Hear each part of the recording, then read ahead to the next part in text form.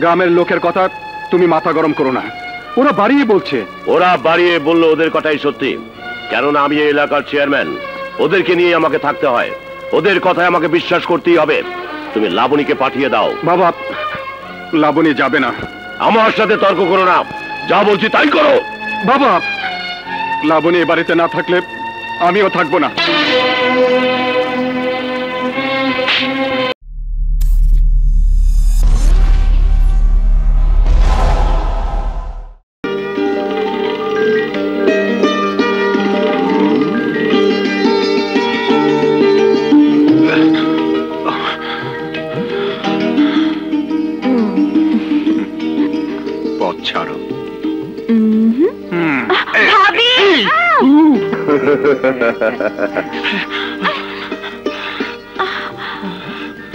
কি করছো? তোমাকে ছাড়া আমি থাকতে পারছি না, তোমার হতে চাই। এই শরীর মন প্রাণ সব তোমার হতে চায়। কেউ দেখে ফেলবে তো? দেখলে দেখুক, লোকজনে তোমার কি ভয়? তুমি কি আমাকে ভালোবাসো না? বাসি। তাহলে কিন্তু? কোনো কিন্তু নয়, এই ঠোঁট ছুঁয়ে দেখো, তোমার অপেক্ষায় দিন গুনছে। হে বুকে গান পেতে শোনো, তোমার প্রতীক্ষায় দুঃখ দুঃখ করেই যাচ্ছে। আমাকে একবার জড়িয়ে ধরে দেখো, আমার প্রতিটা লোমকূপ কেবল তোমাকেই চাইছে। লাবণী,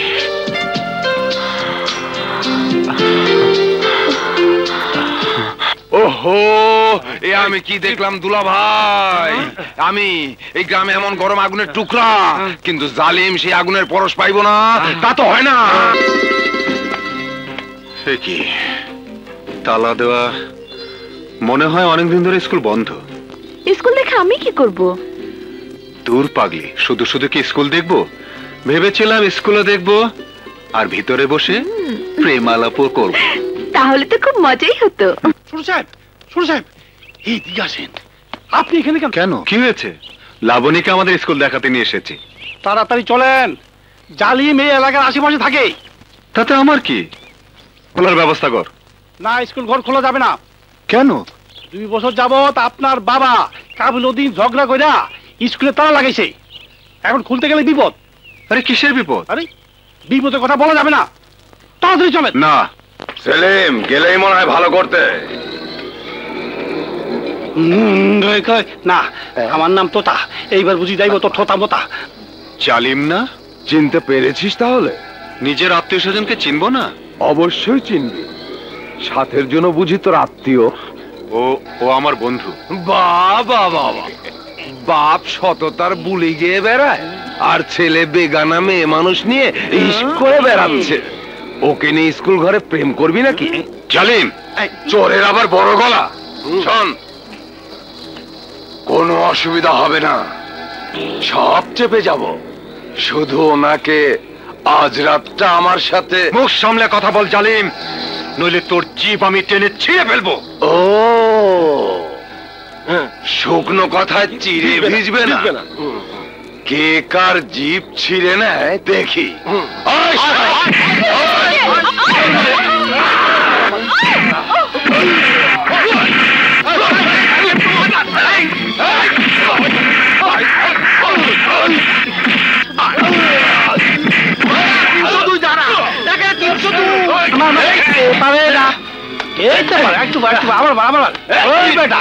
আমার নাম তোতা, ভালো মতো থোতা।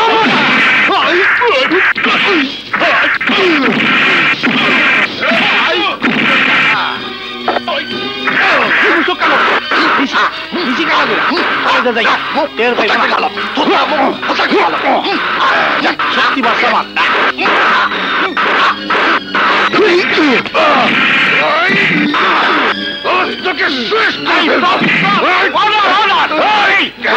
মধ্যে ঝগড়া করতে তারা নাম্বার সিরিয়াস। আমি তোকে দেখে নেবো, দেখে নেবো। এক্সিলেন্ট, তুমি যেতে সুন্দর ফাইট করতে জানো আমি জানতামই না। তোর তো আমার ভাই হওয়ার যোগ্যতা নাই, চেয়ারম্যানের পোলা রাতে মাইর খেয়ে আইলি। চেয়ারম্যানের পোলা সেলিম শহর থেকে ট্রেনিং নিয়ে আসছে। কাটা দিয়ে কাটা তুলতে হয়, মেম্বারে গো লগে লয়ে গিয়া চেয়ারম্যানের বাড়িতে যা, এমন শিক্ষা দিয়ে আবি জানি আমগো নাম 5 ওয়াক্ত নামাজের সাথে জপতে হয়। আমার নাম জালিমউদ্দিন নেশা, জুলুম করাই আমার পেশা। হ্যাঁ বোঝা পারছি তুমি যে কি লম ছিড়াইবে এখন, মায়ের খাওয়া ছাড়ার উপায় আছে? সেলিম, ইয়ে, তুমি ভিতরে যাও। সেলিম যাও।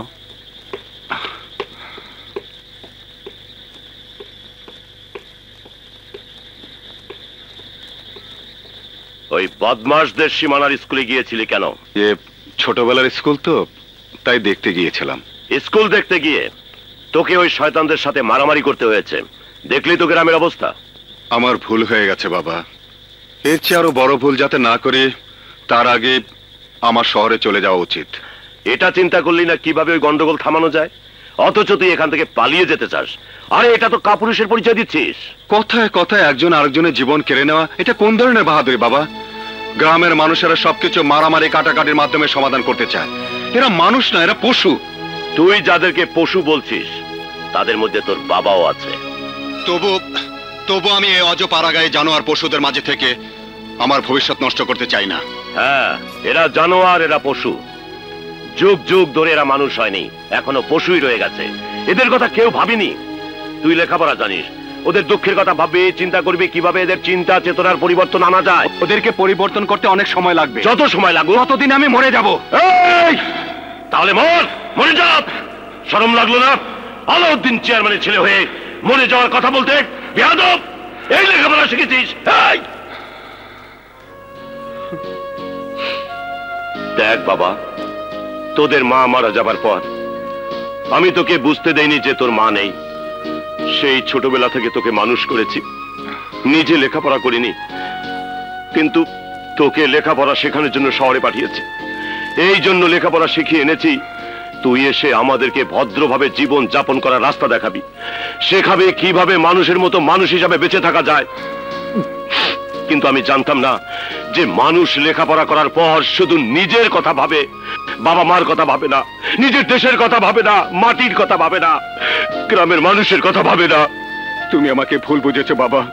আমি তো গ্রামের মানুষদের জন্য কিছু করতে চাই, কিন্তু গ্রামে ফিরে আমি অবাক হয়েছি। এইসব নোংরা পরিবেশে আমি থাকতে পারবো না। আর এক মুহূর্ত থাকলে আমি দম বন্ধ হয়ে মারা যাব। আমি কাল সকালে চলে যাব। আরে তুই তো যাবি, তুই তো সামান্য চেয়ারম্যানের ছেলে। প্রেসিডেন্ট, প্রধানমন্ত্রী তারাই তাদের বাবা মাকে ভুলে যায়, তাদের গ্রামকে ভুলে যায়। যে গ্রামে তোর নারী পোতা, আজ সেই গ্রামকে তুই ঘৃণা করিস? করবি তো। যে বাবা তোকে জন্ম দিল, যে মা তোকে 10 মাস 10 দিন পেটে নিয়ে কত কষ্ট করে এই পৃথিবীর মুখ দেখালো, সেই বাবা মাকে তুই আজ অস্বীকার করিস। এই মাটিকে অস্বীকার করা, মাকে অস্বীকার করা, এই মাটিকে ঘৃণা করা, বাবাকে ঘৃণা করা। আর আজ তুই আমার বুকে ছুরি মেরে পালিয়ে যেতে চাস? যা যা, আমি তোকে বাধা দেব না, যা যা।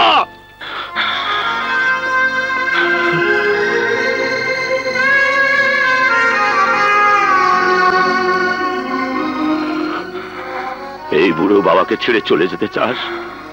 কত বছর পর তুই গ্রামে এলি, বাবার কাছে থাকতে মন চায় না? তোর না চাক, আমার তো চায়। আমার ছেলে এত বছর পর এসেছে, তাকে মন ভরে দেখলামই না, আর তুই কিনা আমাকে ছেড়ে চলে যাবি? আমি কাকে নিয়ে থাকবো? আমার মন চায় তোর সাথে কথা বলি, তোর কথা শুনি, আর তুই কিনা। হাত জোর করছি বাবা, কটা দিন থেকে যা। কি বললো আমি তোমাকে ছেড়ে চলে যাচ্ছি? শহরের ব্যবসা চালু করে আমি তোমাকে নিয়ে যাব। না না, এই দেহ মাটির তৈরি, এই দেহ মাটিতেই মিশে যাবে, তবুও শহরে যাবে না। এই গ্রামের বটগাছ এই দেহ, কখনো এই দেহকে গ্রাম থেকে উপড়ে নিয়ে যাওয়ার চেষ্টা করিস না। তুমি আমার উপর ভরসা রাখো বাবা, গ্রামের লোকজনদের জন্য আমি অনেক কিছু করব।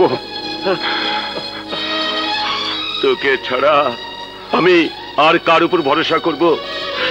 তুই ছাড়া এই ঘরে আর কে আছে? যা বাবা, ঘরে যা যা যা যা।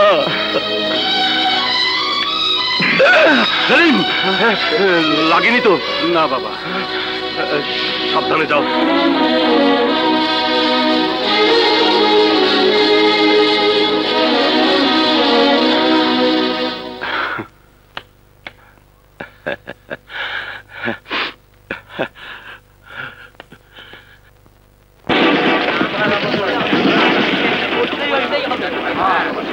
চেয়ারম্যান সাহেব বাড়ি আছেন নাকি?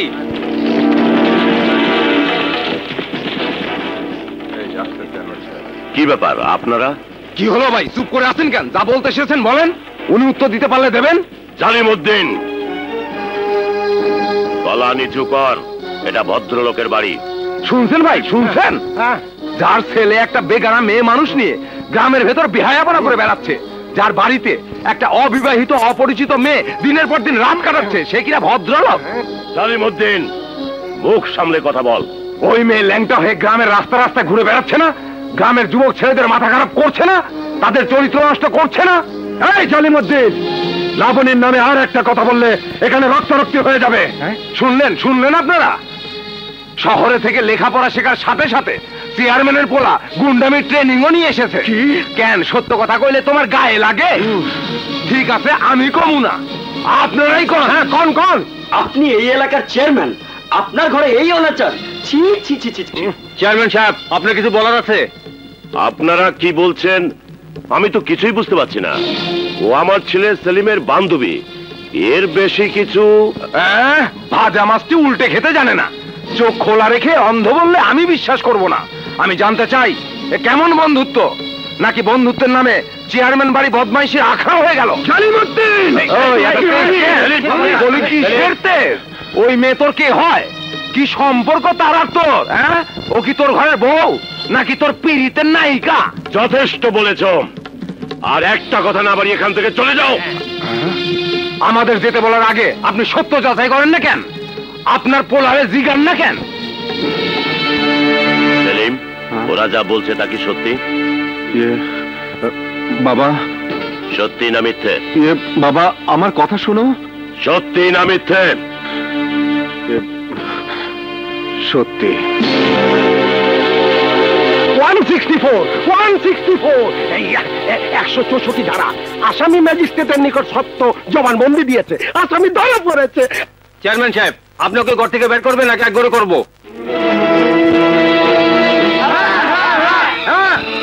সোনামুখী ইউনিয়নের যুব সমাজ শুধুমাত্র একটি মেয়ের কারণে নষ্ট হয়ে যাবে না, না না, তা হতে দেওয়া যাবে না। আমাদের ঘরেও মেয়ে আছে, ওই শহরে মেয়েটার কাছ থেকে দেখে তারাও যে নষ্ট হয়ে যাবে না তার কি গ্যারান্টি আছে?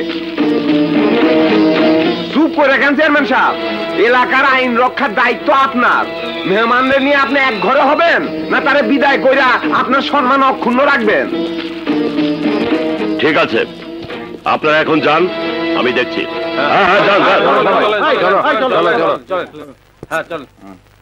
সেলিম, জি। লাবণীকে এক্ষুনি বাড়ি থেকে চলে যেতে হবে।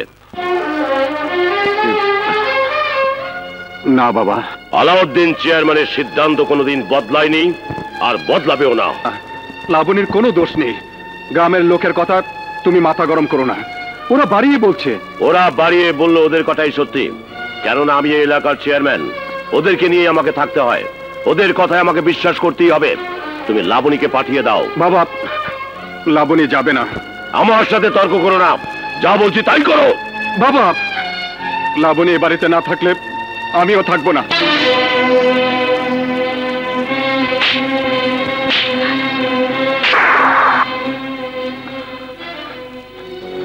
বেরিয়ে যান, বেরিয়ে যা আমার বাড়ি থেকে।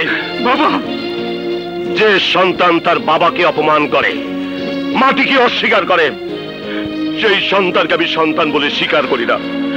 আমরা গ্রামের মূর্খ খেটে খাওয়া মানুষ, দিন রাত রোদ বৃষ্টিতে ভিজে টাকা রোজগার করি, তোদের মতো কুসন্তানদের মানুষ করি। তোরা শহরে গিয়ে লেখাপড়া শিখে বাবা মাকে অস্বীকার করিস। সামান্য একটা মেয়েকে ভালোবেসে তুই তোর জন্মদাতাকে অস্বীকার করলি, অস্বীকার করতে পারলি? এই তোর লেখাপড়া। আরে আমি তো মনে করেছিলাম মানুষ লেখাপড়া শিখে আরো ভদ্র হয়, বাবা মাকে সম্মান করে, তাদের কথা মতো চলাফেরা করে। আর তুই আমার কুলাঙ্গার সন্তান, আমার মান সম্মান আমার মর্যাদার কথা একবারও ভাবলি না। তোর মতো সন্তান আমার দরকার নেই, দরকার নেই, দরকার নেই, দরকার নেই।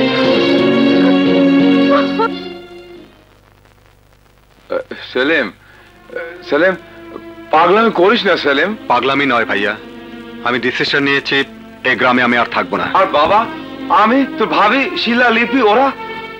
সময় সবকিছু ভুলিয়ে দেয়, অনেক দুঃখ বেদনার স্মৃতি ভুলে যায় ভাইয়া। ছোট মিয়া, তুমি চলে গেলে বাবা একেবারে ভেঙে পড়বেন। বাবার জন্য আমার মন কাঁদে।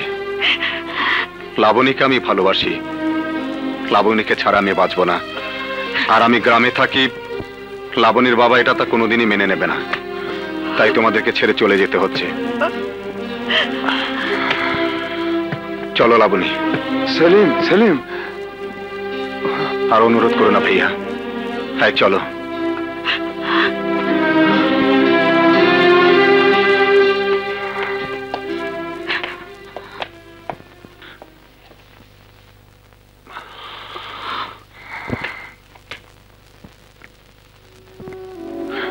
বাবা, আমাকে ক্ষমা করে দিও।